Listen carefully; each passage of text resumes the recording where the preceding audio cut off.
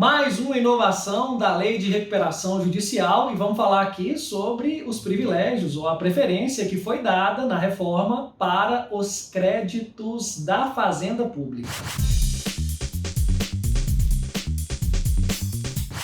Pessoal, se você gostou desse vídeo, deixe o seu like, compartilhe esse conteúdo, faça parte aqui deste canal, se inscreva, é muito bom ter você aqui conosco, fazendo parte dessa comunidade do direito empresarial, comigo, o professor José Humberto. Tá, mas o que eu vou falar aqui hoje quanto a mais uma novidade da Lei de Recuperação Judicial? Uma posição deste professor aqui e de vários advogados atuantes na área é quanto a privilégios que foram dados à Fazenda Pública ao crédito tributário na recuperação judicial com essa reforma. Na minha opinião, algo que vai dificultar muito a vida do devedor que está em recuperação judicial, não auxiliou, mas sim o prejudicou. E vou falar aqui nesse vídeo para vocês, então me acompanhe até o final, para que possamos entender bem como que essa reforma prejudicou a preservação da empresa, do negócio, em relação aos créditos tributários que foram ali tratados de maneira muito benéfica, ou seja, melhorou ainda a posição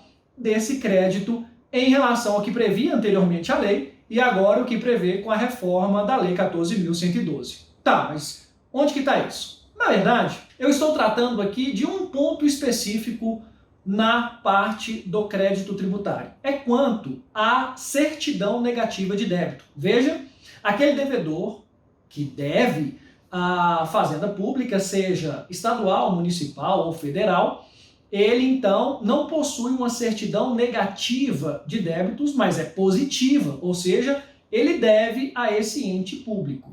E para exercer as atividades, a recuperanda, o empresário, a sociedade empresária, muitas das vezes precisa de uma certidão negativa para poder contratar com o poder público. Isso é muito comum.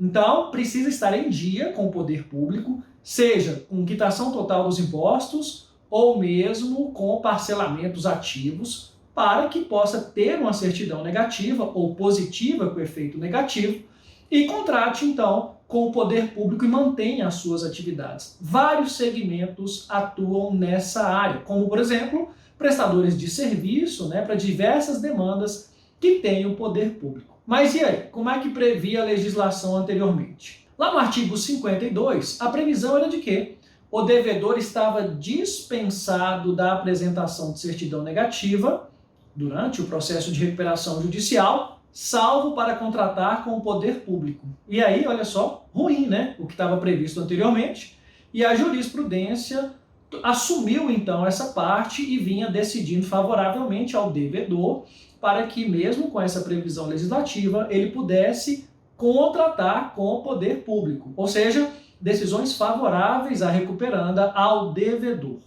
Agora com a reforma, esse artigo 52 mantém a previsão da dispensa de certidão negativa, mas com a ressalva do artigo 195, parágrafo 3º da Constituição Federal, que é aquele devedor que deve tributos à União, impostos previdenciários, ou seja, deixa claro de maneira expressa que aquele devedor que está em débito com a Fazenda Nacional, com tributos da Previdência, ele então não poderá contratar com o poder público. Veja, um privilégio claro, preferência à Fazenda Nacional, e isso então vai cair no colo da jurisprudência aos tribunais para que se posicione, ou seja, vai adotar a linha anterior ou vai realmente seguir o que está expresso na lei, prejudicando, claro, o negócio, a preservação do negócio do devedor. E uma segunda questão, o artigo 57 agora, da legislação, traz que ao ser apresentado o plano de recuperação que foi aprovado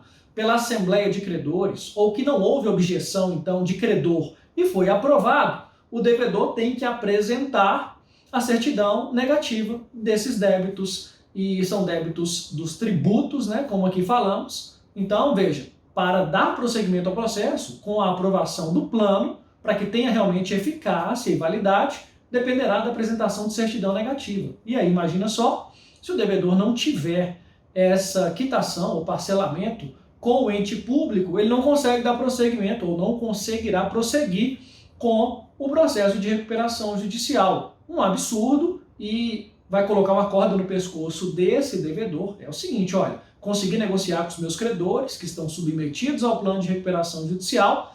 Agora, se eu não fizer uma negociação com a Fazenda, se eu não pagar esses tributos, eu tenho que dar um jeito aqui para que tenha eficácia, então, o processo de recuperação judicial. Artigo 52 com o 57, então, traz uma reflexão.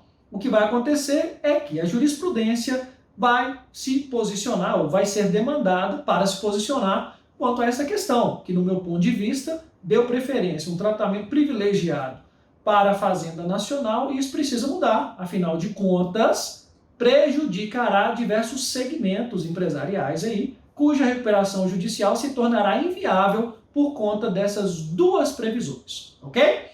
Se você gostou do vídeo, deixa o like, compartilhe o conteúdo, se inscreva aqui no canal, ative os lembretes, notificações. Lembre que nós estamos lá no Telegram, no canal de reflexão, de pontuação de diversas questões de direito empresarial. Você que está aí estudando para concurso, fica atento nessa novidade. E também você que está advogando uma grande alteração legislativa e que vai realmente render muito aí para frente para os próximos dias, para os próximos anos na recuperação judicial. Pessoal, muito obrigado. Lembra que direito empresarial é super legal. Comigo, professor José Humberto. Abraço em todos vocês.